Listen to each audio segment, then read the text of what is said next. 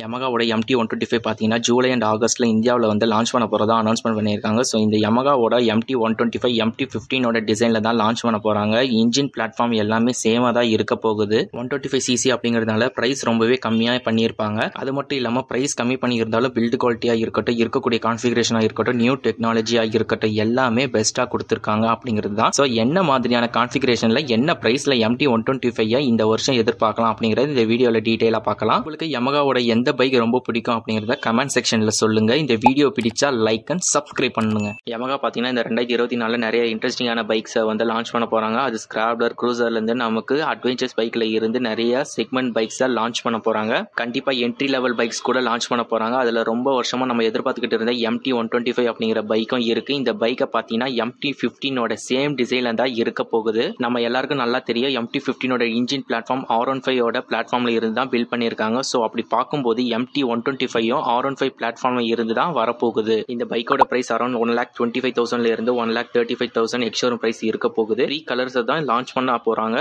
Icon blue, tech black and ice blue vermilion அப்படின்னு சொல்லிட்டு கிட்டத்தட்ட இந்த 3 கலர் தான் இந்த MT125 இருக்க போகுது.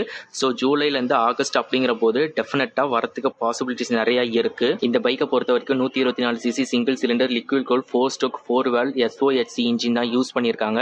15 ஹார்ஸ் பவரும் 12 Nm ஆஃப் டார்க்கும் ப்ரொடியூஸ் பண்ண முடியும். 6 ஸ்பீட் கியர் பாக்ஸ் கொடுத்துருக்காங்க. மைலேஜ் என்ன பொறுத்த வரைக்கும் 55 km/லிட்டருக்குள்ள தான் மைலேஜ் கொடுக்க முடியும். ஸோ மேக்ஸிமம் 40 லிட்டர் இருந்து 50 லிட்டர் மைலேஜ் கொடுக்க முடியும். டாப் ஸ்பீட் பார்த்தீங்கன்னா 120 km/லிட்டர் தாராளமா போக முடியும். Initial pickup, top end performance நல்லா இருக்கும். ஆனா 6 ஸ்பீட் கியர் பாக்ஸ் கொடுத்துருக்காங்க. ஃப்ரண்ட்ல உங்களுக்கு ஹைட்ராலிக் சிங்கிள் டிஸ்கும், ரியர்ல வந்து 220 mm ஹைட்ராலிக் சிங்கிள் டிஸ்கும் கொடுத்துருக்காங்க.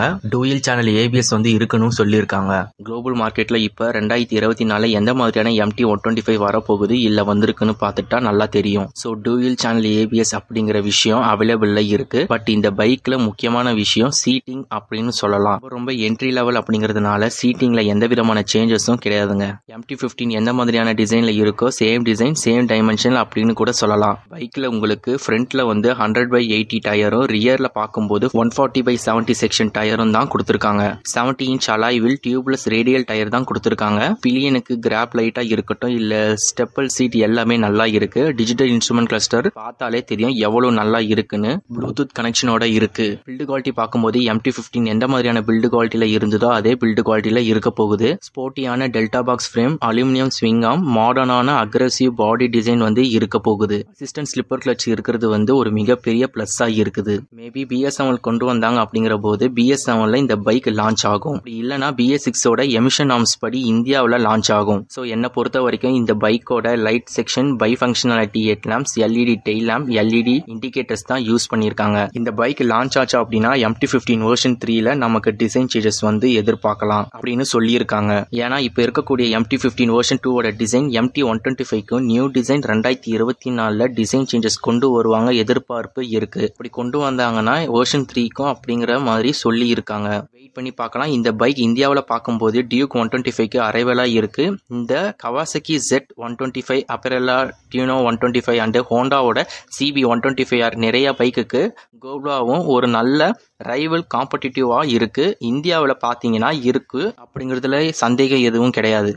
R3 MT-03 லாஸ்ட் மந்த் இந்தியாவில் லான்ச் பண்ணியிருக்காங்க. அதுவும் பெஸ்டான பைக் தான், இல்லைன்னு சொல்லலை. பட் ப்ரைஸ் அதிகமாக இருக்குது அப்படிங்கிறதுனால ஒரு நல்ல அஃபோர்டபுள் ப்ரைஸுக்கு ஒரு பெஸ்ட்டான பைக்கை இந்தியாவில் லான்ச் ஆகணும், சீக்கிரமாக லான்ச் ஆகணும் அப்படிங்கிறதுக்காக MT125 லான்ச் ஆக நிறைய பாசிபிலிட்டி இருக்குது.